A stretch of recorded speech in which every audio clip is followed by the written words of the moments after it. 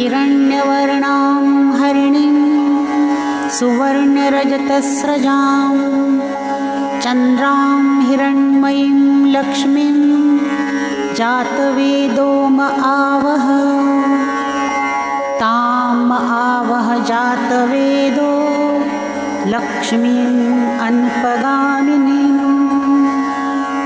यस्यां हिरण्यं विन्देयं गाम अश्वं पुरुषान् अहम् अश्वपूर्वां रथमध्यां हस्तिनादप्रबोधिनीं श्रियं देवीम् उपौभये श्रीर्मां देवी जुषतां कां सौस्मितां हिरण्यप्राकाराम् आर्द्रां ज्वलन्तीं तृप्तां तर्पयन्तीं पद्मे स्थितां पद्मवर्णां तां इहोपौभये श्रियम् चन्द्रां प्रभासां यशसा ज्वलन्तीं श्रियं लोके देवजुष्टामुदारां तां पद्मिनीं शरणं महं प्रपद्ये लक्ष्मीर्मे नश्यतां त्वां वृणे आदित्यवर्णे तपसोऽधिजातो वनस्पतिस्तव वृक्षोऽथ बिल्वः तस्य फलानि तपसानुदन्तु मायान्तरायाश्च बाह्या अलक्ष्मीः उपेतु मां देवसखा कीर्तिश्च मणिना सह प्रादुर्भूतोऽस्मि राष्ट्रेऽस्मिन् कीर्तिं वृद्धिं ददातु मे क्षुत्पिपासामलां ज्येष्ठाम् अलक्ष्मीं नाशयाम्यहम् अभूतिं समृद्धिं च सर्वां निर्णुद मे गृहात् गन्धद्वारां दुराधर्षां नित्यपुष्टां करीषिणीम् ईश्वरीं सर्वभूतानां तामिहोपौभये श्रियम् मनसः काममाकुतिं वाचः सत्यमशीमहि पशूनां रूपमन्नस्य मयि श्रीश्रयतां यशः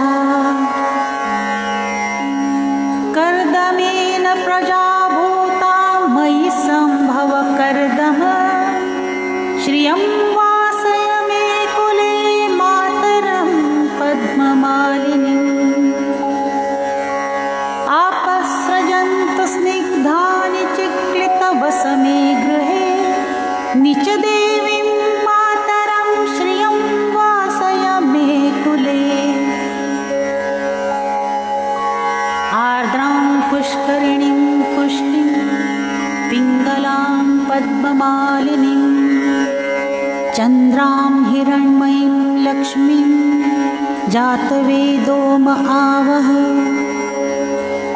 आर्द्रां यःकरिणीं यष्टिं सुवर्णां हेममालिनीं सूर्यां हिरण्मयीं लक्ष्मीं जातवेदोम आवह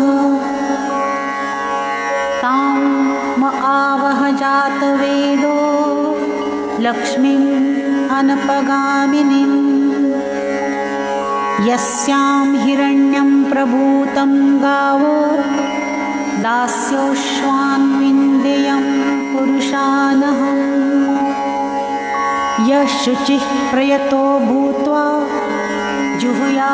जुहुयादाज्यमन्वहम् सूक्तं पञ्चदशर्चं च श्रीकामः सततं जपेत्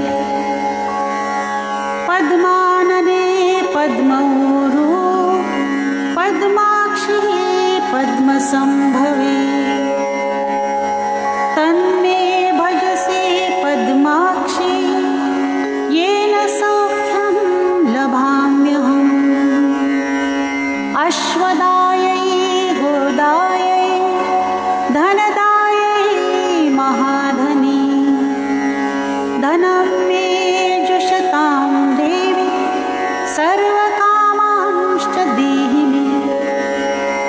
पद्मानने पद्मविपद्मपत्रे पद्मप्रिये पद्मदलायताक्षी विश्वप्रिये विश्वमनोनुकूले त्वत्पादपद्मं मयि सन्निधत्स्व।